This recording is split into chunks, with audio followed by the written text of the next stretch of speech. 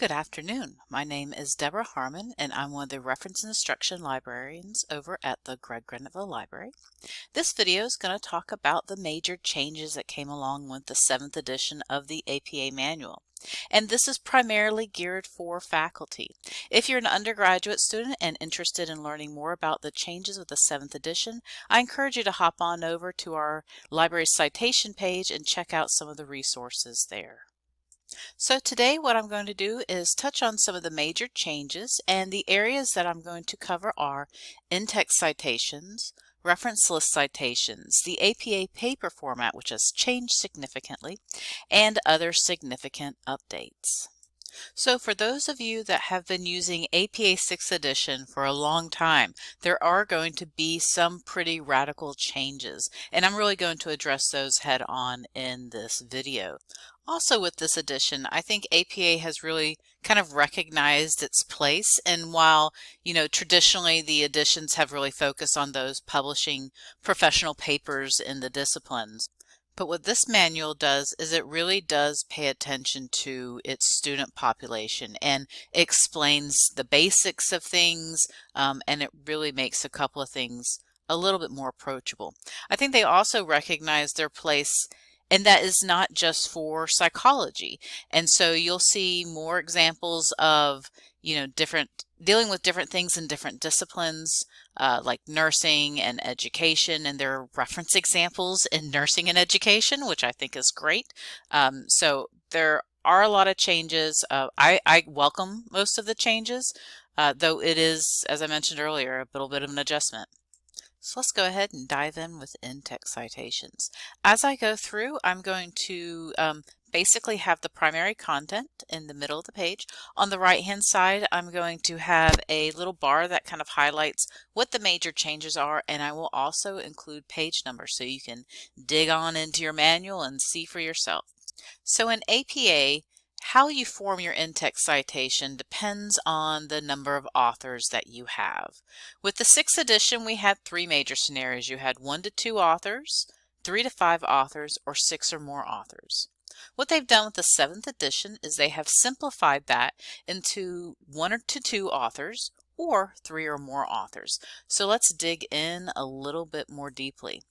1 to 2 authors is exactly the same, and they've kind of started labeling things, narrative citations versus parenthetical citations, and have been really consistent about that. And then also, even when they have reference examples, they'll show what the narrative and the parenthetical citation is right underneath it. There are a lot of really great visuals and color charts and all kinds of good stuff in the new edition. So when you have a narrative citation, as with the 6th edition, if you have an author study by one person, you simply list the name and the date. And if you have 2 authors, you simply list their names out and the date. Same with the parenthetical citations. So nothing's changed with that. Now, where things have changed is if you have 3 or more authors. This is going to look just like if you had 6 or more authors. So if you have 3 or more authors, you simply list the first author followed by the et al. Phrase. And so if you have a narrative citation, you list the first author followed by et al. Followed by the year. And if you have a parenthetical citation, the first author followed by et al. Followed by the year.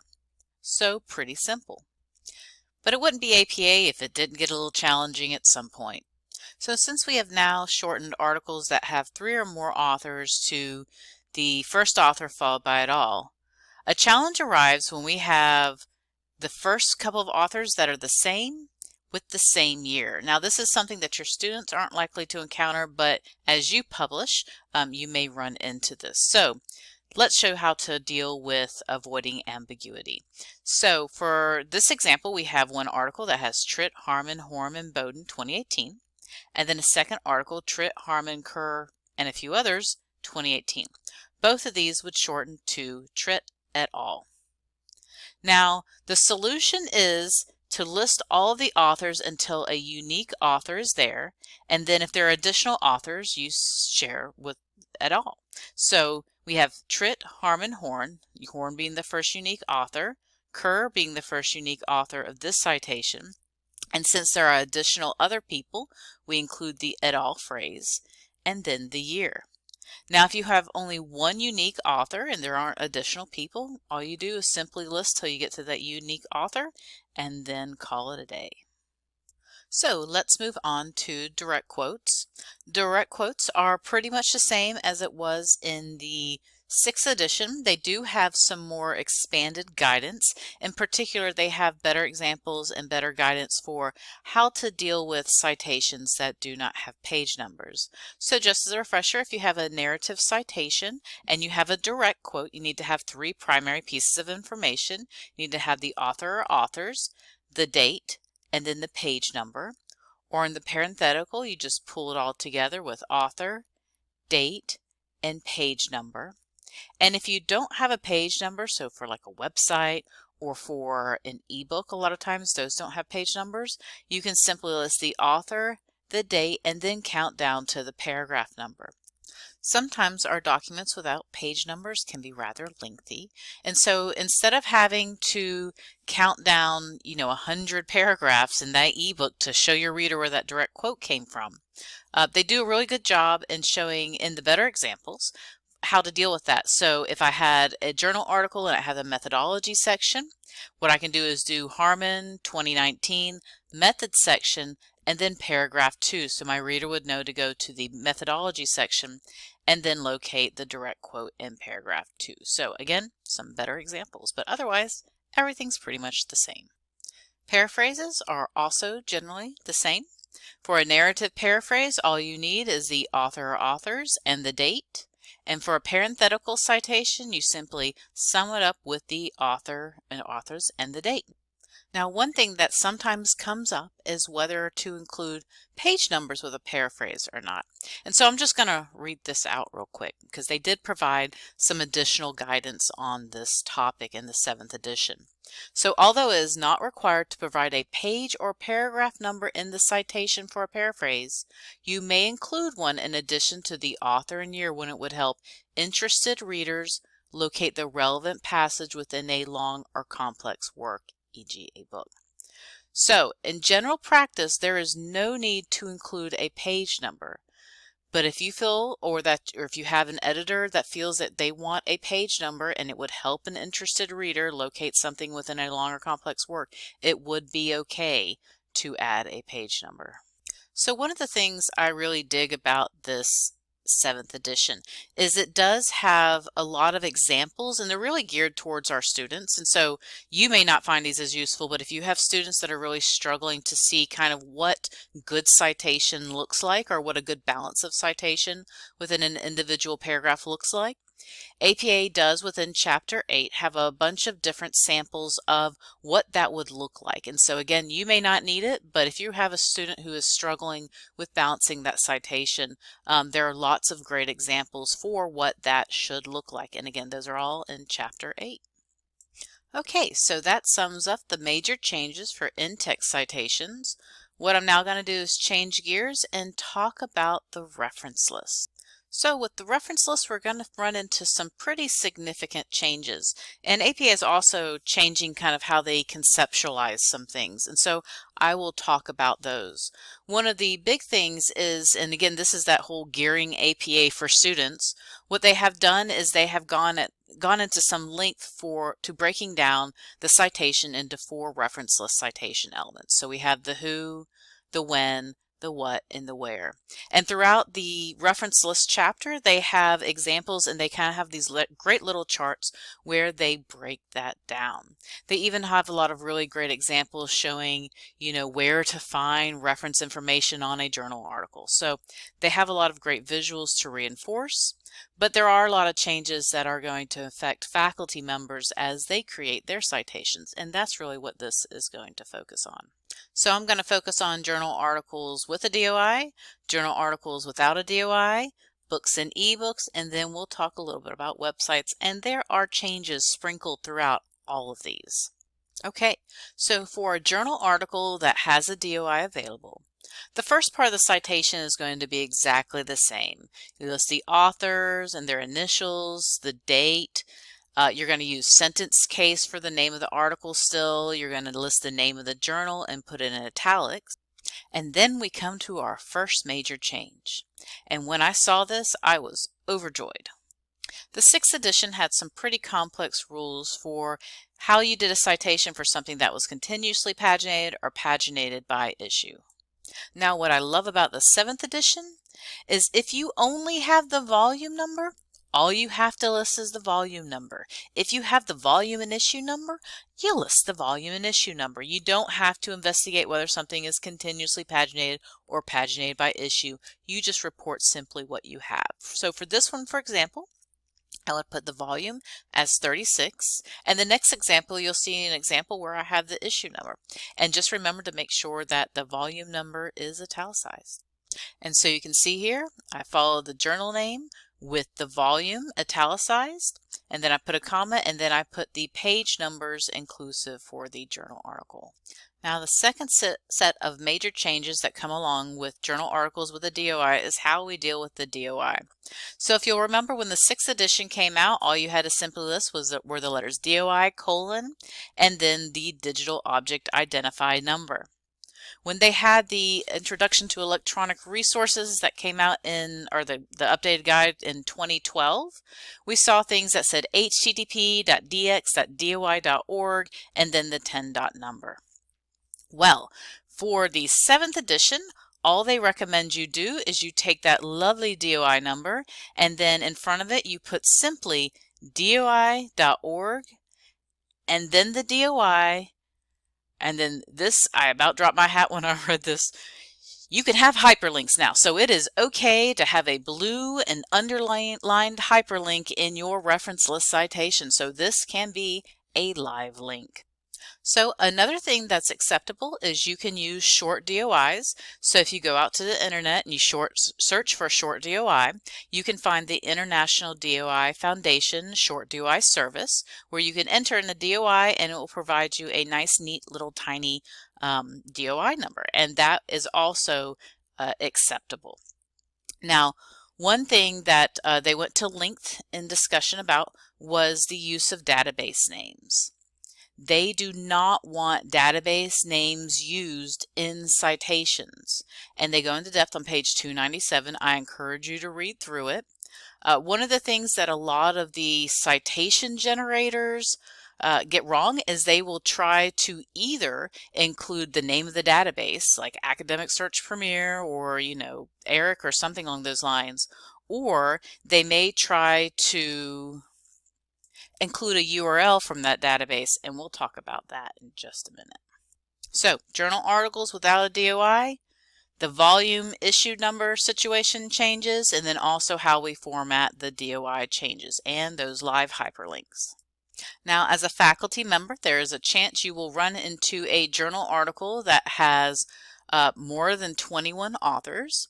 It used to be 7 or more authors that you, or was it 6 or more? 6 or more, or 7 more authors. You listed the first authors, the ... and the last author. Well, they have changed that. Now it's 21 or more authors, and this is on page 317. So up to including 20 authors, you will list every single author that you see on that page. And if you have 21 or more authors, you list the first 19, followed by an ellipses, and then list the last author. So let's talk about a journal article without a DOI that was found through a library database or in print. And this distinction is going to be important. So just to kind of go through again, author, date, title, journal, all the same. Now the first thing that's different, and this kind of parallels the first one, this one we have a volume and an issue available. So up here I will list the volume in italics and then the issue just as it is, and then the page numbers inclusive. So if I only had the volume number, I would just list the volume number, but since I've got the volume and issue, I just put both of them. Easy peasy. Now when you used to have a journal article without a DOI, what the 6th edition had you do was go out to the web and find the journal's homepage for like the sociology of religion, put retrieve from that URL. That is all changed. If you find your journal article through a library database or in print, you just list the page numbers, put a period, and then walk away. you simply cite it as if it was a print copy. So again, no retrieve from statement, no URL to a home page for a journal article. You don't have to do that. You just simply list the basic citation and walk away. Now, this is what I think some of the other resources are struggling a bit with, particularly OWL and the Online Writing Lab by Purdue. I think they feel compelled to put a URL or something on here. So do not use database names and do not use URLs that take you into the database. All you need to do, if it's found through a library database or in print, end with the page numbers and walk away. And this is on page 317 if you'd like to investigate further. And again, it wouldn't be APA if it didn't have exceptions. So the exception to that rule is if you have a journal article without a DOI, so no DOI, you can list the URL if it is only available online. I really appreciate the clarification provided by APA. I attended one of their sessions, and they articulated this as resources that are not widely distributed. So things that are not found in library databases, that are not, published and put out by the different vendors. This is something a little more unique that may just be online at this one place. In that case, it is acceptable to put the full resolvable URL to the online article. And so again, you don't have to put retrieve from, we don't care about any dates, just simply put the full resolvable URL to that article online. It can be hyperlinked, and then that is it. Okay, so let's talk about books and ebooks. So one of the big changes for books and ebooks is they're kind of paralleling the model for journals. So journals with a DOI and journals without a DOI. As you may have noticed, more books are coming out with DOIs. And so if your book has a DOI, then you will follow this first form. And so it starts out pretty straightforward. You have the author or authors, the date it was published, the name of the books will be sentence case and it will be italicized. And then you will put the publisher, but you'll notice that something is missing. We do not include the publication location anymore for book citations, period. City, state, they no longer care. So simply put the publisher and then the full DOI at the end, and then that's how you deal with a book or an ebook with a DOI. Now, if you have a book or an ebook without a DOI, so most of our print books obviously don't have DOIs, and even if you have an ebook. Now, if you have an ebook without a DOI and you get it from one of our library academic research databases, so if you go into our library catalog and you find an electronic book, you are finding an ebook from one of our academic research databases. If you go through the library, access an ebook, you are accessing it from an academic research database. So this is on page 321. So in this case, you start out with the author, authors, the date, again, the name of the book, in title case and italicized, and then put the name of the publisher, and then walk away. So you don't have to put, retrieve from eBrary, retrieve from eBook Central, none of that. If it has a DOI, include it. If it doesn't have a DOI and you got it from the library, you just put the name of the publisher and then end your citation. So many changes. Okay, so let's talk about websites. They go into so much more detail with the range and variety of websites and more examples on how to cite all these different things. So I really welcome the range of citation examples they include. Now, the first thing you'll notice on all of the website citations is you no longer use retrieve from. So retrieve from is gone from everything. No retrieve from and the URL to a website. Again, it is also okay to use blue and underline hyperlinks. And one of the things that 6th edition was always weird about was like if you had a page versus report, some things would be italicized, some things would not be italicized. Now, every time you have a web page or a document or report that you find online, you italicize the name of the piece. And so that makes things so much more simple and consistent. One of the things I really appreciate.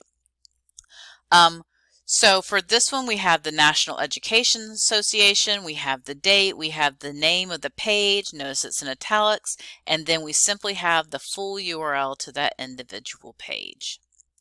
The second one, we have an example of an article from NPR. Now, one of the big changes with the 7th edition is they have added a piece to the what they call the source element. And in some ways, this kind of more parallels MLA, but let's investigate this a little bit further. So the second one is an example of an article from NPR. So we have an individual who authored a work, and then we have the date and, the year and all that kind of good stuff. And then we have the name of the individual article. Notice it's in italics. And then what we have now is we have a source element. And so this individual authored it, but now we have a source or a publisher, someone who is responsible. So in this case, it would be NPR, so I would include NPR and period, and then put a full URL to that individual article.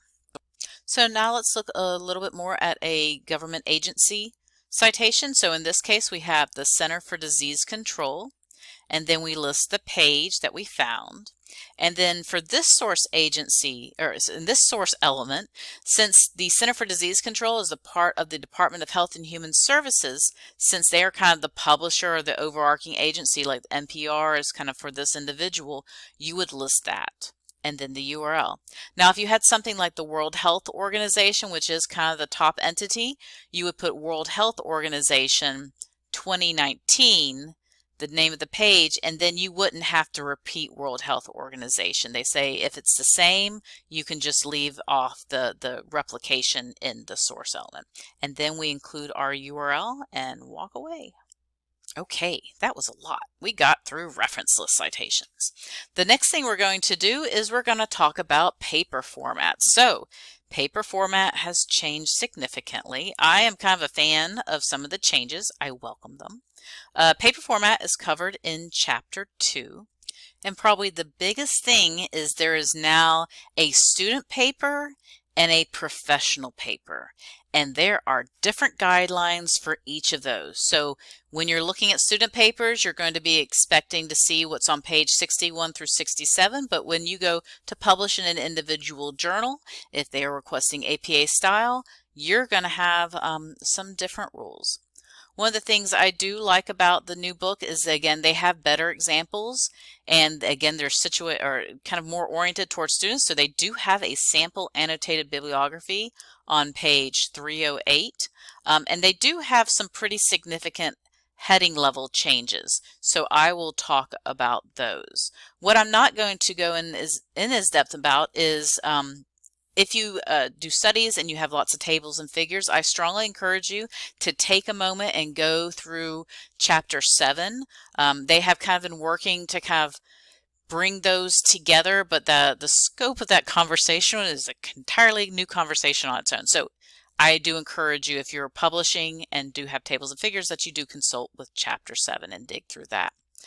More font options are considered to be acceptable in the 7th edition. So there listed are some of the acceptable formats. And then one of the big jaw droppers is they have now officially recognized one space after the period. This is on page 154. If you want to read it yourself, only one space after the period. In the 6th edition and earlier editions, you had 2 spaces. Now there's only 1. Okay, so let's dig into the professional paper. So this is a model of what one would look like when you are publishing.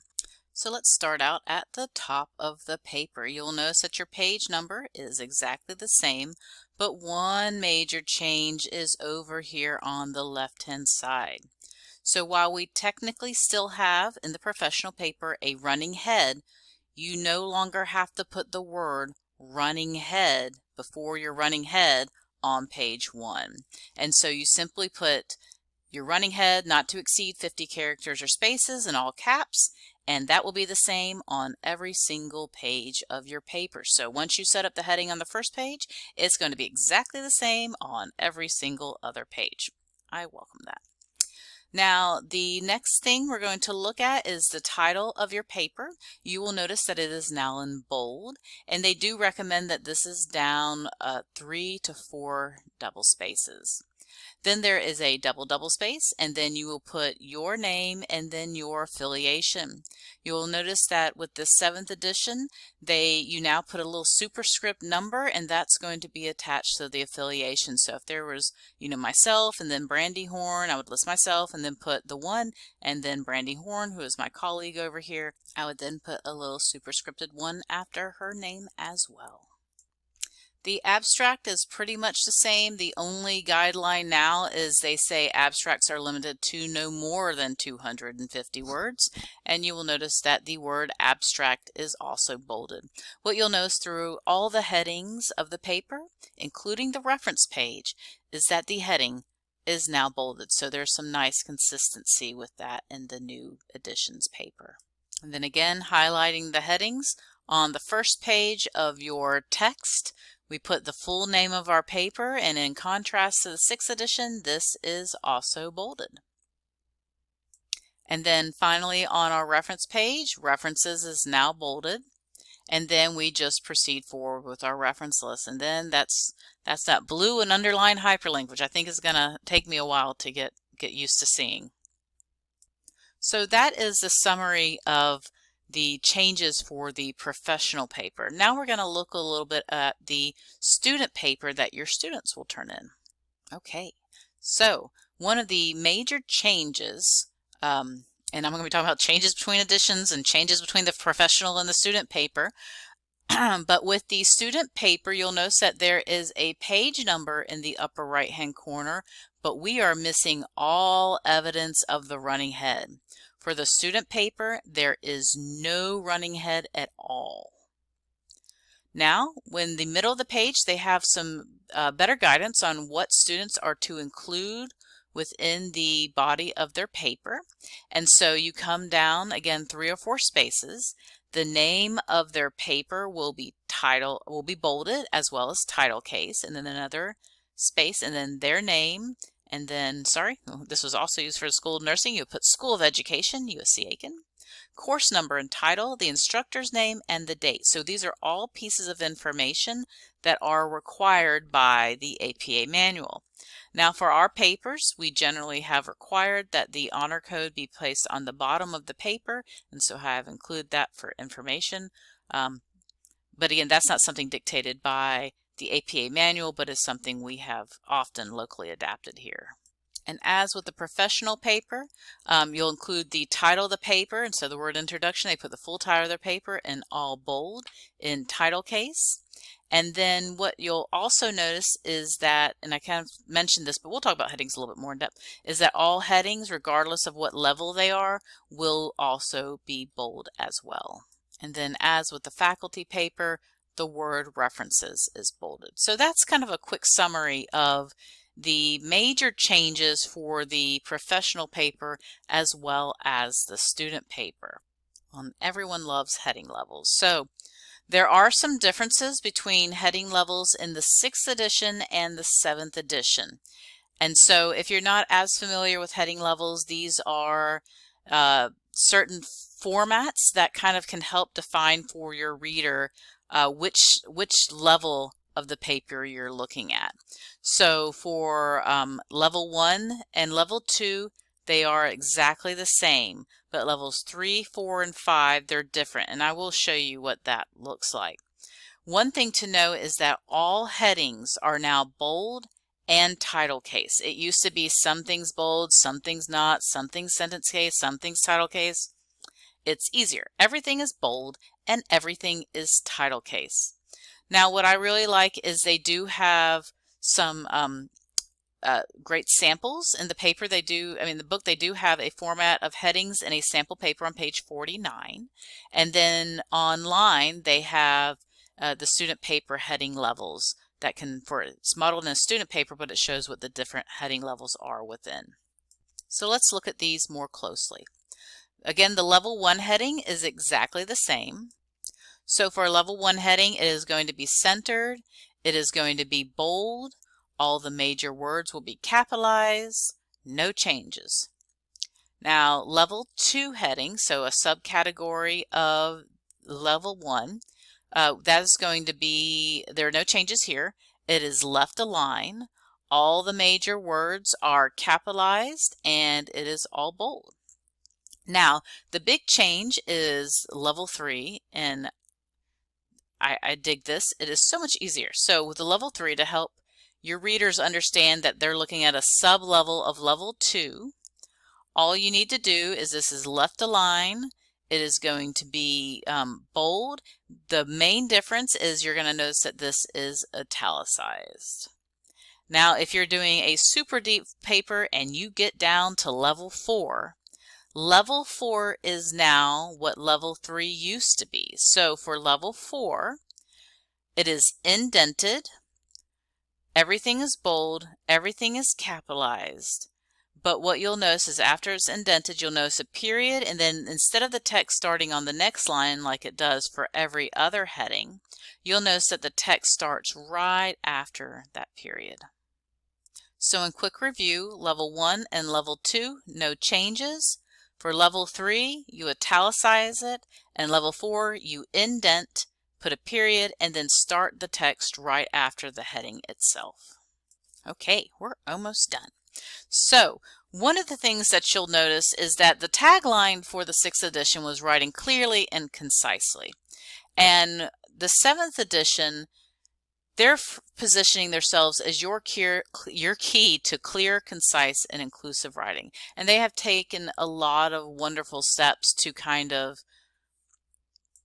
provide guidance to reduce bias. And so 2 chapters that we really want to pay attention to are chapter 4 and chapter 5. Now, one of the big kind of controversial things, but I think is a very welcome thing, is the singular they is endorsed. And so how they position this is on page 120, is writers should always use the singular they to refer to a person who uses they as their pronoun. Also use they as a generic third-person singular pronoun to refer to a person whose gender is unknown or relevant to the context of the usage. And they, them, theirs, themselves, or themselves are all acceptable. And what I really think is helpful is they include a chart on page 121 that talks about some examples and strategies for how to best include they as the generic third-person pronoun. So I find that to be really helpful. Also, they have updated guidance on reducing bias by topic, and so this is all in chapter 5. On a variety of different topics, from age to gender to racial and ethnic identity to sexual orientation and socioeconomic status, they have really done a good job at updating the guidance. And so, for example, they encourage you to be more specific, like when dealing with age. So avoid under 18 years or over 65, they say be specific. And so I encourage you to take some time and read through chapters 4 and chapters 5 to really kind of better understand the depth of these updated pieces of guidance. So we have made it through the major changes. That was a lot. I appreciate your attention. As we move forward, you move forward with your papers and your students move forward with their writing in APA 7th style. I did want to make you all aware of some of the resources available for you. One of the things that I really appreciate is APA did a really good job with their website. So they have instructional aids, they have sample papers, they have reference examples. So, you know, before I would send them to any other page for a great place for reference examples, I would actually send them to the APA style page. So if you go to apastyle.org and go to Style and Grammar Guidelines, they cover all kinds of different things, and what I really like is they have some really excellent reference examples. And so they have all the pieces that you need here. They have samples, they show you the parenthetical, the narrative citation, as I mentioned earlier, and then they have what the big kind of things to pay attention to for that individual citation. So if you or your students don't have access to the manual, I really highly recommend their page. They did a pretty good job at making that available. They also have some wonderful instruction aids, including tutorials and webinars, handouts and guides. And what I really like are the online sample papers.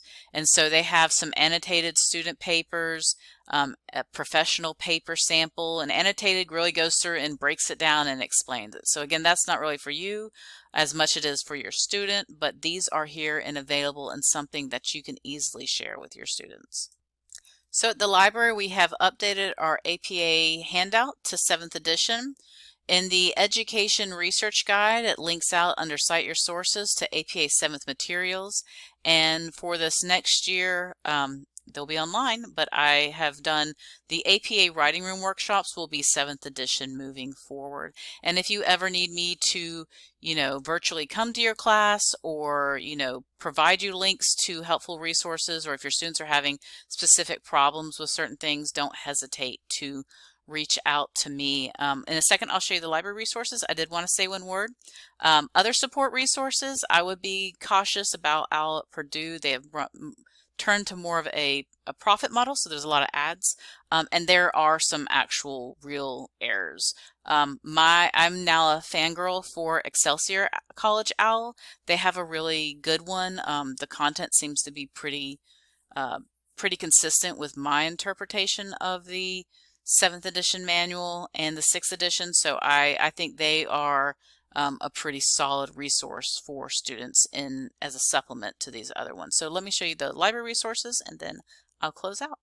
So if you go to the library's homepage and you go under research, you'll notice that the 4th link down says citations, and this will take you to our master citation support page, and you can either navigate here or here.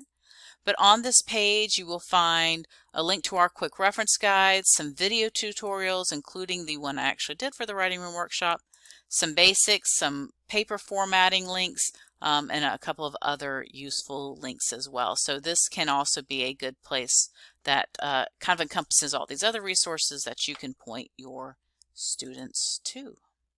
So thank you for your attention. I know this was a lengthy video, but there were a lot of changes with APA 7th. I am always happy to discuss APA challenges or weird things that you run into. I kind of geek out on this stuff for some reason. So I'm always happy to talk to you or your students about this. Feel free to reach out to me. Happy searching. So everyone loves a good Easter egg. So this is my Easter egg. One thing I did forget to cover that I wanted to cover in the video was in the APA manual, they do talk about how to cite the ERIC documents, so the ED documents in the ERIC database. And so for those, so these are not the journal articles in ERIC, these are the ED documents, so the ERIC documents.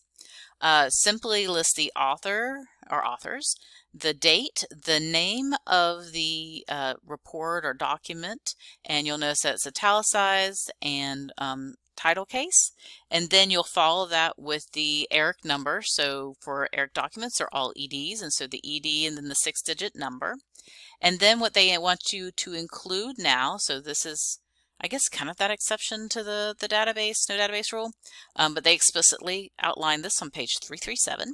So then you simply put the word ERIC, and then you put a link to the full text of that ERIC document, because whether you go through our EBSCO host or you go through the eric.gov site, you can generally pull up the full text document and provide that full resolvable URL for your reader. So hope you enjoy, and let me know if you have any questions. Thanks.